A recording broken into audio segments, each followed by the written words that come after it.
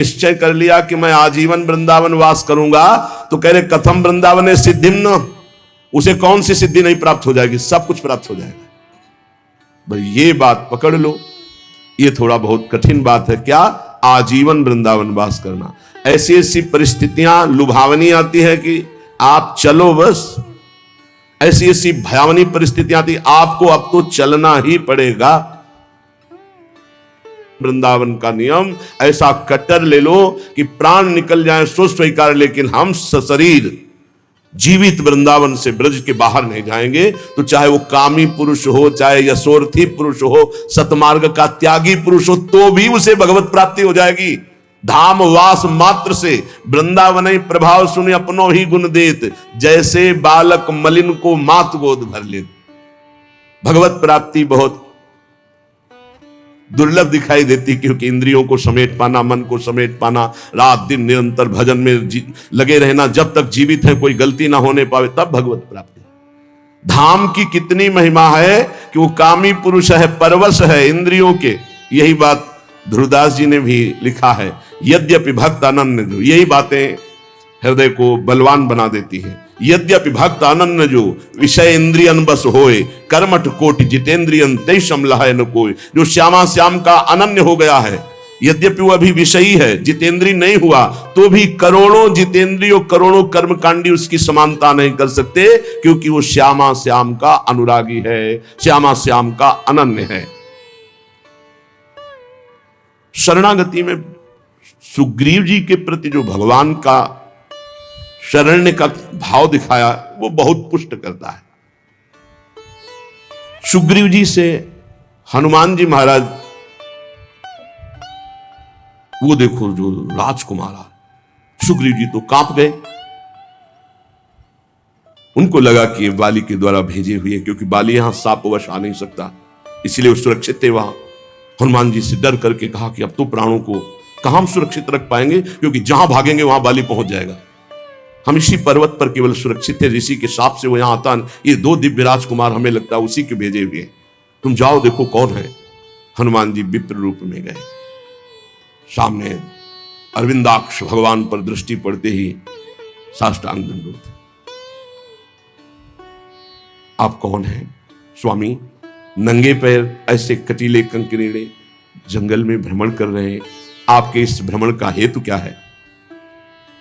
कहा मैं दशरथ नंदन राम और ये लखन, पिता की आज्ञा से हमें 14 वर्ष का वनवास मिला हुआ है। पर आप कौन हैं? विप्र देवता, आप ऐसे मृदु वचनों से और आपको देखने से लग रहा है कि आपका हृदय बड़ा महान है, क्योंकि आंखों में अश्रु आपके भरे हुए हैं। आप कौन हैं? तो बोले स्वामी मैं तो मंद बुद्धि भूल सकता हूं, लेकिन आप ऐसे पूछेंगे, मैं तो आपका सेवक हूं। कांधे पे प्रभु को बैठाला, एक उम्र मंद। सुग्रीव देखकर समझ गए कि ये अनुकूल है, प्रतिकूल नहीं, क्योंकि प्रतिकूल होते तो हनुमान जी ऐसे नहीं लाते। बहुत आनंदित थे हनुमान जी महाराज। परिचय सुग्रीव का श्री राम जी को, और राम जी का परिचय सुग्रीव को देते हैं। जब परिचय सुना और समस्या सुनी, तो भगवान ने कहा तुम चिंता मत करो, मान लो बाली मारा गया, मान लो, तुम निश्चिंत हो जाओ। और अग्नि को साक्षी करके मित्रता की हनुमान जी महाराज की कृपा से। सुग्रीव ने कहा प्रभु मान तो लेते हैं आपकी कृपा से, लेकिन बहुत बलवान बाली है।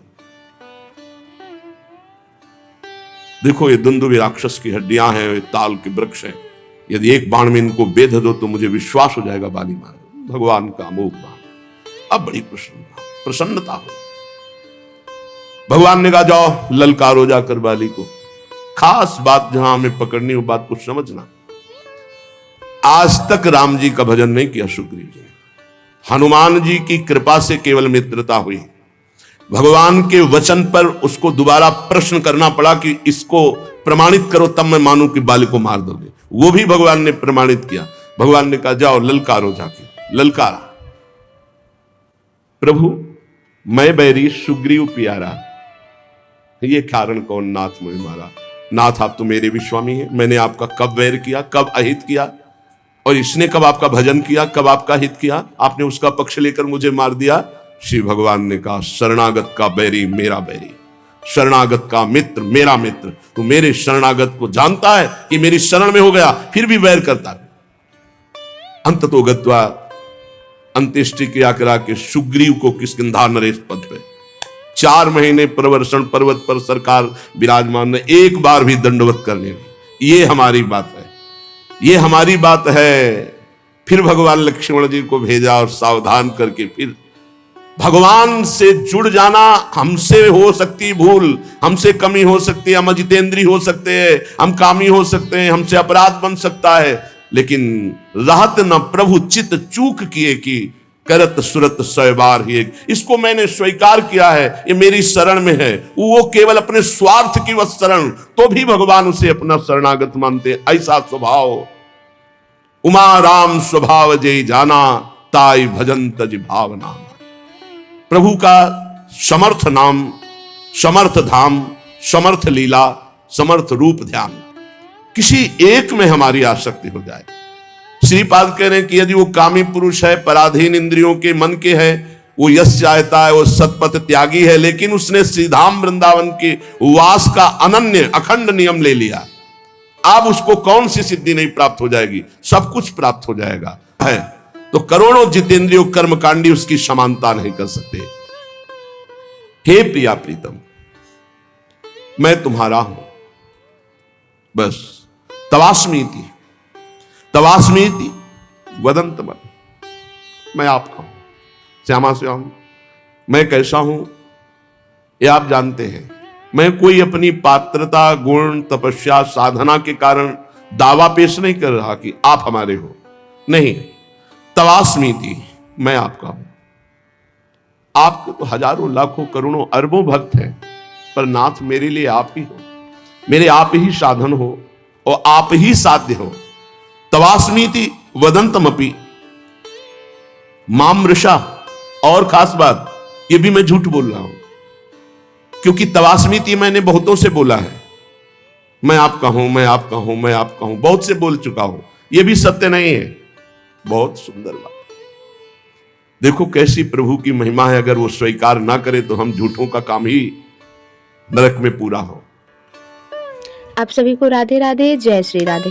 जैसा कि इस वीडियो में महाराज जी ने बताया कि भगवान, अगर भगवान के पास हम अपने मतलब के लिए भी जा रहे हैं ना, तो वो हमें अपने शरण में ले लेंगे। और जैसा कि भगवान शिव ने बाली की रक्षा की, और वो तो अपने मतलब से भगवान शिव के पास गए थे, पर भगवान शिव बहुत ही दयालु हैं, बहुत ही दयालु। पूरे भगवान में एक महादेव ही हैं जो दयालु हैं।